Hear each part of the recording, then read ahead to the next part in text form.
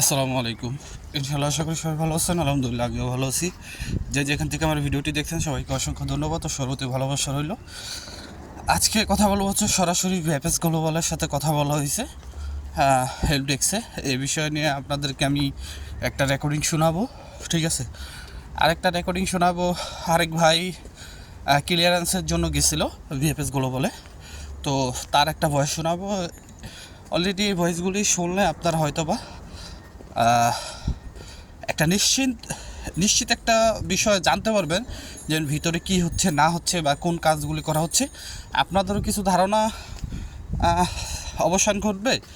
আর মানে আপনারা যেই বিষয়গুলি নিয়ে জানতে চাচ্ছিলেন হয়তোবা সেটার একটা ক্লিয়ার মতামত আপনারা পাবেন ইনশাআল্লাহ।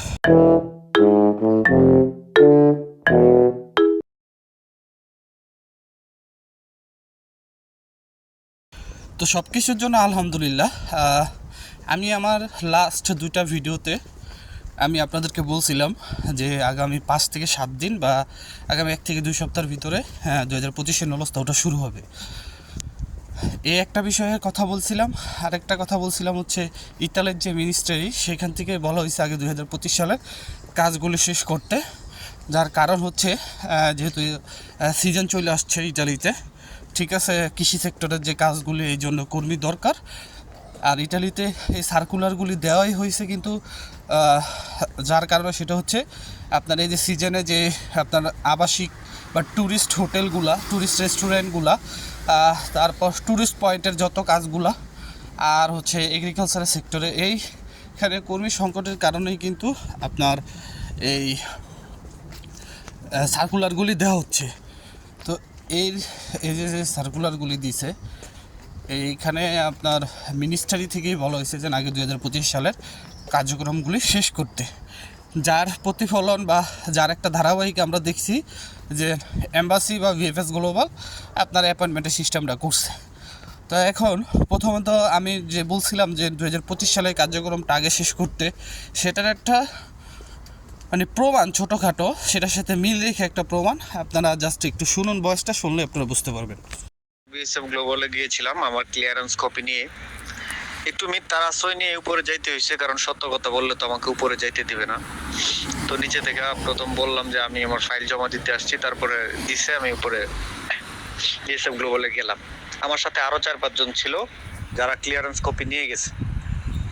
সবচেয়ে কষ্টদায়ক, সবচেয়ে কষ্টের যে বিষয়টা আমি ওইখানে গিয়ে নোটিস করলাম সেটা হচ্ছে বিএসএফ গ্লোবালের ডেস্কে যে ছেলেটা থাকে তার সাথে আমার মোটামুটি পরিচিত আছে, অন্য কোনো সম্পর্ক না। আমি আরো 4-5 বার আগে বিএসএফ গ্লোবালে গেছি, ওই সুপাতে ওরা আমি চিনি আর কি। তো আমি আমার ক্লিয়ারেন্সটা, আমার আগে যে 4 জন ছিল সবাইকে এক পাশে দাঁড় করে রাখছে। 5 নাম্বার আমি দিলাম, দেওয়ার পরে বললাম যে বস আমার এটা একটু চেক করে দেন। চেক করে দেন বলতে ওর কাছে হচ্ছে লিস্ট আছে কারা কারা ফাইল জমা দিতে পারবে, লিস্ট আছে। তখন সে বললো একটু দাঁড়ান। আমি দাঁড়াইলাম, 5-7 মিনিট পরে সে একটা মহিলাকে ডিল করলো, একটা মহিলার সাথে কথাবার্তা শেষ করে তারপরে আমি আমার নলস্তাটা দিলাম। দেওয়ার পরে ওর সাথে 3টা শিট ছিল, 3টা শিটের মধ্যে দেখছে যে আমার নামটা আছে কোথাও কিনা, দেখলো যে কোথাও আমার নামটা নাই। যাই হোক, আমাকে বললো যে ভাই এখানে তো আপনার নামটা নাই, আপনি দাঁড়ান ভিতরে হেল্প ডেস্কে দেখেন কোনো কিছু করা যায় কিনা। তারপরে দাঁড়াইলাম। তো ওনার কাছে যে 3টা শিট আছে, এই 3টা শিটের মধ্যে দেখলাম যে আসলে এটা দুঃখজনক হলেও সত্য, 2023-24-এর অ্যাপয়েন্টমেন্ট প্রতি মাসে সর্বোচ্চ ধরেন প্রতি মাসে বলতেছি আমি 100-র উপরে মনে হয় না দিবে, 100 না, প্রতি মাসে দেখা গেছে 15-20টা দিবে, যেন মানুষ কোনো ধরনের খারাপ পদক্ষেপ না দিতে পারে, না নিতে পারে, সবাই যেন জানে যে অ্যাপয়েন্টমেন্ট দিচ্ছে, এই আর কি। আর ওদের একটা হিউজ পরিমাণ একটা সুপার ব্যবসা করতেছে। এই ব্যবসাটা হচ্ছে 2025-এর যাদের নলস্তা উঠেছে তাদের নলস্তা নিয়ে গেলে ওরা নিজেরাই ওই যে যে নতুন সিস্টেম চালু করছে ওয়েব ফর্ম পূরণ করতে হয়, ওরা নিজেরা করে দেয়। প্রিমিয়ার একটা আছে, প্রিমিয়াম, আর একটা আছে নর্মাল। নর্মাল হচ্ছে 4,500, কেউ 4,500 যায় না, 9,000 টাকা দিয়ে সবাই এটা কি করে ফিল আপ করলে পরে ওদেরকে 1-2 দিনের ভিতরেই মেইলের মাধ্যমে জানিয়ে দেয় বলতে অ্যাপয়েন্টমেন্ট ডেট দিয়ে দেয়, আর ওই অ্যাপয়েন্টমেন্ট ডেটে গিয়ে ওনারা ফাইল জমা দিয়ে আসে। তো আমি একটা কথাই বলতে চাই,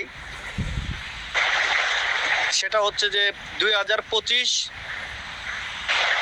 এক একটা ফাইল এক একটা অ্যাপয়েন্টমেন্টের জন্য তারা কিন্তু 9,000 টাকা পাচ্ছে। আর আমরা যারা মেল করেছি আমরা কিন্তু আমাদের কাছ থেকে কিন্তু বিএসএফ গ্লোবাল কোনো ধরনের টাকা পায় নাই।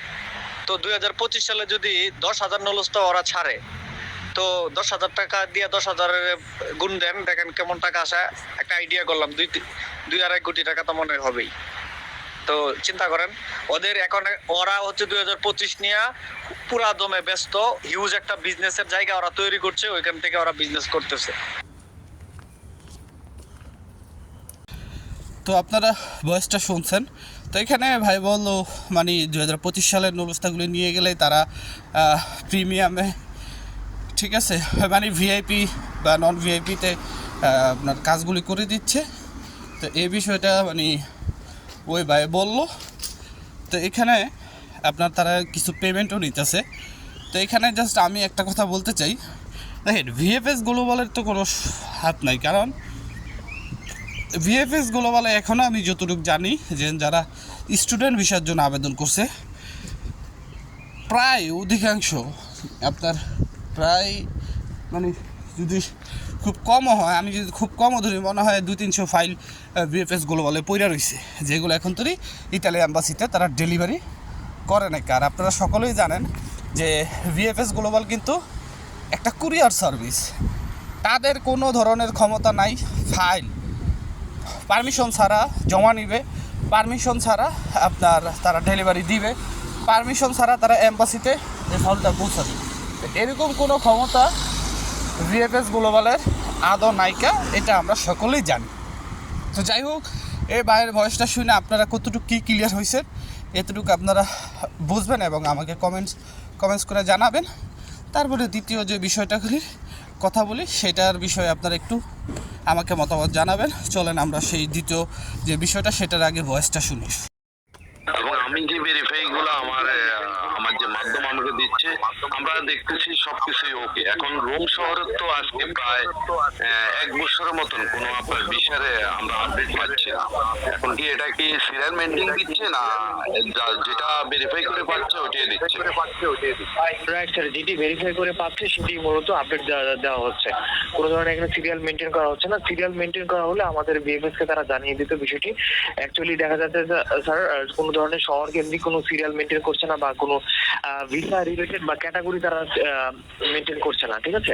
অ্যাকচুয়ালি ভেরিফিকেশন করার পর এটি তো অ্যাপ্লিকেন্ট বা অ্যাপ্লিকেন্ট ডিপেন্ড করে থাকে। আন্ডার ভেরিফিকেশন কাজ সম্পন্ন হয়ে যাওয়ার পর তারা একটি রেজাল্ট অ্যাপ্লিকেন্ট বা অ্যাপ্লিকেন্ট মেইলের মাধ্যমে ভাই আজকে তো 16 তারিখ, এ পর্যন্ত তো আজকে তো ভিসার কোনো আপডেট আজকে তেমন ভালো দেখতেছি না। কারণ প্রত্যেকটা বিএফএস থেকে আমাদের, আপনারা জানেন আমাদের লোকবল আছে, আমাদের আপডেট গ্রুপ আছে। তখন আজকে দেখলাম যে কোনো ভিসা তেমন আপডেট নেই। আপনাদের মতে আজকে কোনো ভিসার আপডেট ভালো আছে? না স্যার, আমাদের এখানে কোনো ধরনের আপডেট থাকে না, কারণ এই ডাটাগুলো আমাদের কাছে থাকে না। এই ডাটাগুলো আমাদের সাথে শেয়ার করা হয় না।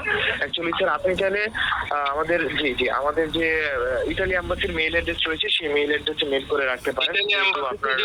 ইতালি এম্বাসি যে হেল্পলাইন আছে, ওই লোকটা খারাপ, ও মুরব্বী খারাপ, ফোন দিলে উল্টাপাল্টা কথা বলে, ওকে কয়েকবার কমপ্লেন করা হয়েছে। আমি পররাষ্ট্রমন্ত্রীর সাথেও কথা বলছি, এটাও অবজেকশন দিয়েছি। আমি গত 18 তারিখে আপনার পররাষ্ট্র মন্ত্রণালয়ে কথা বলছি, প্রবাসী কল্যাণ মন্ত্রণালয়ে কথা বলছি, আমরা সরাসরি গিয়ে। এখন আপনারা হচ্ছেন আমাদের সহযোদ্ধার মতনই, আপনাদেরকে আরেকটা ইনফরমেশন দিয়ে রাখি। আপনি গত কিছুদিন আগে দেখছেন ফিলিস্তিনের ব্যাপারে সব জোট এক হয়ে গেছে। তখন আমাদের এখন অ্যাপয়েন্টমেন্ট গ্রুপ 2023 সাল, 24 সাল, 25 সাল সব কিন্তু এক হয়ে যাচ্ছে। সামনের দিকে একটা ভয়াবহ আকারে একটা আন্দোলন, মানববন্ধন আসতে পারে। আপনি যেভাবে হোক একটা আপডেট দেওয়া তৈরি করার জন্য এম্বাসিকে চাপ প্রয়োগ করুন। এটা আপনার মাধ্যমে আমি জানাই দিচ্ছি আর কি। ঠিক আছে স্যার, বিষয়টি আমরা কারণ এবার সবাই নজর হচ্ছে বিএফএস এর উপর, কারণ বিএফএস আমাদের কাগজগুলা নিচে। তো আপনারা ভয়েসটা শুনছেন, তো ভয়েসটা শুনে আপনারা এতটুক বুঝতে পারছেন যে ভিএফএস গ্লোবাল এখন তো এইটাই জানে না যে তারা কয়টা ভিসা মানে ডেলিভারি দিচ্ছে বা প্রতিদিন কয়টা ভিসা হচ্ছে, এটা তারা জানে না। তারা কিন্তু যিনি ফোনটা দিছিলেন বা যিনি কলটা দিছিলেন তারা কিন্তু সোজা একদম ডিরেক্টলি একটা কথাই বলে দিছে যে আপনি ইতালি অ্যাম্বাসিতে যোগাযোগ করেন বা ইতালির এম্বাসির যে ওয়েবসাইট সেখান থেকে মেইলে আপনারা মেল করে রাখেন। আসলে কী পরিমাণ যে ইতালি এম্বাসিতে মেল যাচ্ছে বা কি হচ্ছে এটা আমার সাথে আপনারা ভালো বোঝেন। তারপর যে ভাইটা কথা বলছে VFS গ্লোবালের সাথে, তাকে অসংখ্য ধন্যবাদ, কারণ তিনি একটা মানে সবগুলো বিষয়ে একত্রেই কথা বলার চেষ্টা করছে এবং তাদের একটা ওয়ার্নিং দিছে যে সামনে হয়তো বা কোনো বড় ধরনের আসতে পারে। আসলে বড় ধরনের আসলে VFS গ্লোবালের কোনো ক্ষতি নাই, তবে VFS গ্লোবাল ইতালি এম্বাসিকে চাপ দিবে না, বা চাপ দিলেও ইতালি VFS গ্লোবাল ইতালি এম্বাসিকে বলতে পারে যে আমরা আর আপনাদের ফাইল জমা নিব না, আমরা কুরিয়ার করব না, আপনারা অন্য পন্থাই করেন। তখন দেখা গেল যে এই ফাইলটা দিতে আমাদের একটু হিমশিম খেতে হতে পারে বা যাই হোক একটা কিছু হতে পারে। আমি আপনাদের বলবো না আপনারা আরও ওয়েট করেন, কারণ একটা মানুষ কতদিন ওয়েট করতে পারে এটা আমিও বুঝি, আপনারাও বুঝেন। আর কত আপনাদেরকে বলবো, কত সান্ত্বনা দিব, সে সান্ত্বনার কোনো ভাষা আমার কাছে নাই। তো যেহেতু একটা আন্দোলন হলো, সেখানে কোনো ধরনের ভালো ফলাফল হয় না, ময়না হয় না, যেন আমরা পাইছি বা পেলেও সেটা কতটুকু কার্যকর হবে ভবিষ্যতে সেটাও আমি জানি না। আর 2025 সালে যে নলস্তা সেটাও কিন্তু ওঠার তেমন একটা কোনো আপডেট নাই। তো মনে হচ্ছে যে আরও আমাদের লেট হবে, আরও দেরি হবে, কিছু করার নাই। যারা ফ্যামিলি ভিসা আছেন, ওয়ার্ক ভিসা আছেন, স্টুডেন্ট ভিসা আছেন, সকলেরই লেট হবে, এটা আপনারা 100% ধরে নিতে পারেন। কারণ এম্বাসি আগেই বলছে যে আমাদের 100টার উপরে পাসপোর্ট প্রতিদিন মানে রিলিজ করার মতো ক্ষমতা আছে, এর চেয়ে বেশি নাই। তা আপনার যদি আরও কর্মী নেয় ধরেন 200টা, তারপর কিন্তু হবে না। আবার সেখানে কিন্তু বলছে যে 100টা করে অ্যাপয়েন্টমেন্ট দিতেছে। 100টা করে অ্যাপয়েন্টমেন্ট দিলেও তো মোস্ট ওয়েলকাম, অনেক ভালো, আলহামদুলিল্লাহ। 100টা করে আপনার দিলে অ্যাপয়েন্টমেন্ট দিলে এগুলো বুঝতে হবে। আমি আপনাদের কিছু বলবো না, এখন আপনারাই এটা সম্পূর্ণ মতামত দিবেন আর আপনারা নিজেদের থেকে চিন্তা করবেন। আশা করি বুঝতে পারছেন। তো সবাই ভালো থাকবেন, সুস্থ থাকবেন, সকলের জন্য দোয়া রইল, সবাই আমার জন্য দোয়া করবেন। আজকের মতো এখানে, আসসালামু আলাইকুম, আল্লাহ হাফেজ।